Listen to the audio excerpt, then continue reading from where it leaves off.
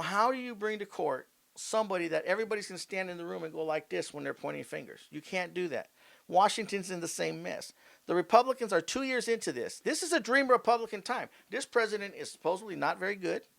Nobody's happy with his approval rating, and we do not have a front runner. Well, we have Sarah Palin, but I don't know if she's the poster that we want to think of as our next president. Here's the sad part: if we can, if we can vote in a president with black heritage, we can vote a female gender president. So where do we stand right now? It's everything's available right now. Everything's available now. But how do you? You know what's amazing to me? Who do you take to court when everybody's part of this? Well, yeah, when the judges are corrupt and the prosecutors are corrupt. Do you think Joyce Dudley, the new DA, who replaced our lately departed Christina Stanley, who just got married before she got elected to make things look nice, and then she died before she even finished her 4 years, and the guy she put in jail, Alan W. Courtney, called me. He emailed me. Said he wants to do an interview with me. But then his attorney said, don't do it till after the second trial, because the first trial was hung.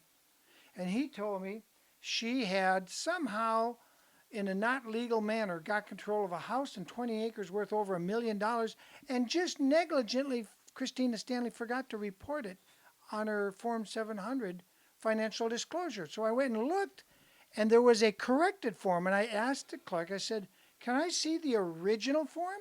The one where she didn't report it, because this is obviously dated to show that she backdated and refiled. And the clerk down there said, no, you can't see the original fraudulent Form 700. That's how I came to know about and it. I'm like, that's how you found out? Was the Jocelyn the supporter? No, I was not Jocelyn's supporter. I did a video. Attorney, yeah, you did the video on the district attorney investigator. Right. That you found that nobody wanted. He didn't want to be fun. Dan Rayner? Yeah, Dan the man. That clip is up there. It's still getting views. No, nobody wanted to know who he was. So now in my property, I'm going through a divorce. It goes up, and there's 5 attorneys fighting for it. Now I'm going to go to prison if I get a civil case against me that I lose. How can I save myself? So I go out and find a hard money second investor who's going to fight for me, even though he's not fighting for me. He's fighting for himself. He wants his money back. Right, he wants his money back. It got so bad in Santa Barbara, we had 5 attorneys fighting for my property. There was a less pending, so nobody could put an NOD or do anything. It comes off on December 14th. By December 27th, they've already had a foreclosure sale. Of what year? 06. Okay, They've 06. They've already transferred the property out of my name. All without any... You didn't sign anything. Didn't sign anything. Judge signed it for you. The clerk signed it for you. Never had anything happen. Okay. So now that's 2006. The gentleman sends me a letter. He owns my property.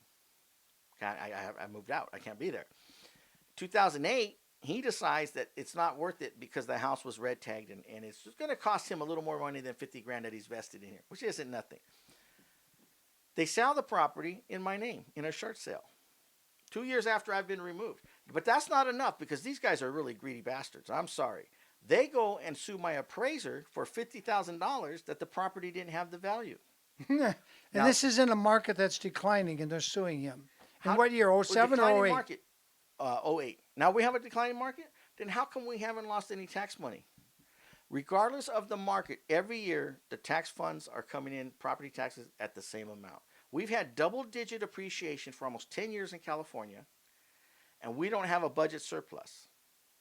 But in 1 year of Wall Street putting a virus into the subprime mortgage, we have a budget minus deficit.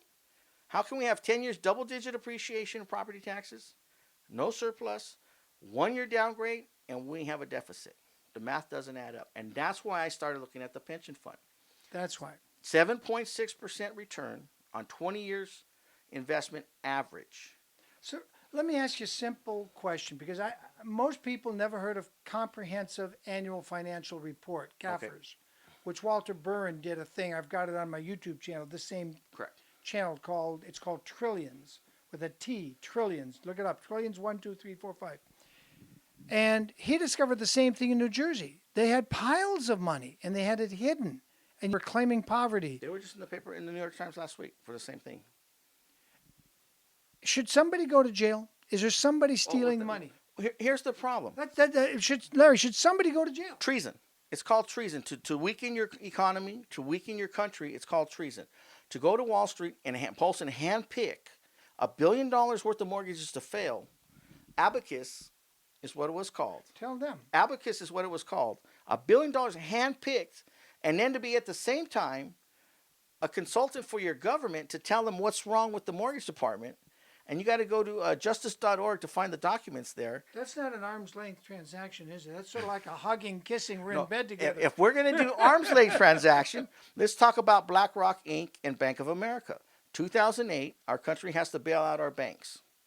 Bank of America says we are going to sell Morgan Stanley for $9.6 billion. We're going to sell it to BlackRock Inc. Combined, now that BlackRock Inc. owns Morgan Stanley, they have $3.2 trillion in asset and cash, which makes them bigger than the Federal Reserve.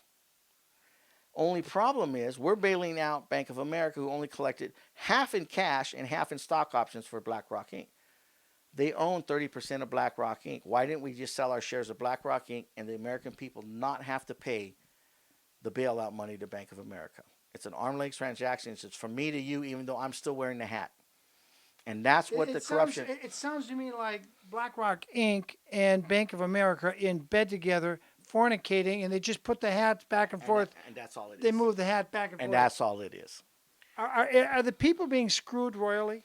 How many times can we pay for a pension fund? How many times can you pay for the Hispanic gang community in Santa Barbara? Do you know how many? They just got a new gang czar. When I think about this, it makes me feel like I've just had Bubba in the deep dark prison shower ram it up my backside, and he didn't even say please or thank you. No, and he didn't kiss you. It didn't kiss me, and it didn't feel right. We have a new gang czar in Santa Barbara County.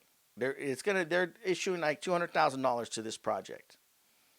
$200,000 right to control the gang czar. Is this going to arrest the CI agent that bring their drugs up here and sell it to the sheriff's deputies? You got to go back to Largo Messina or Santa Ynez for that. I can't. I wasn't ready. I wasn't prepared to include you in on that conversation. I didn't know that you were already up to speed on that. Go ahead. I'm going to have to edit 50 kids with gang enhancements on probation in the whole county of 400,000 people. What gang issue do we have? 50 kids. We have 286 crimes in 1 year related to gangs in 400,000 people. Here's a better one. We've got the grand jury that says 14% of our crimes are caused by gang members.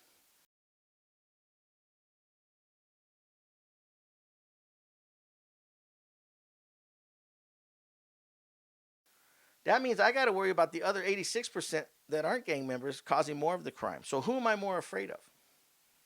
The 86%? Wait, no. But I used the gun, and I'm 14%. And my killing somebody at 14% is more dangerous or worse than the 86% that use a gun. And their deaths. Which is worse? There is no difference. Well, to use the term gang is unconstitutional. To label as somebody and put them in and have a special crime. Well, I think that's what government does. But I look at it, and the biggest gang to me is the IRS. They come around every April 15th, and they will break your legs, take your house, and make you miserable if you don't fork over whatever you voluntarily agree to pay. They're actually part of our savior, because if we can find the people that are taking this money that aren't taking care of the IRS, they don't want to be kept out of the loop. So if they find out that somebody's got money that they haven't got their hands on yet. So the big gang IRS needs to be brought in to break the little gangsters. That's exactly what we need to do. We need to find a government identity to produce the results we're looking for. We need to find out why it'll be okay. You can file. I've called the FBI. Well, here's my. You can call the FBI. They're friends with Cam Sanchez. They ran down everybody that was involved in my case, and she had never heard my name before.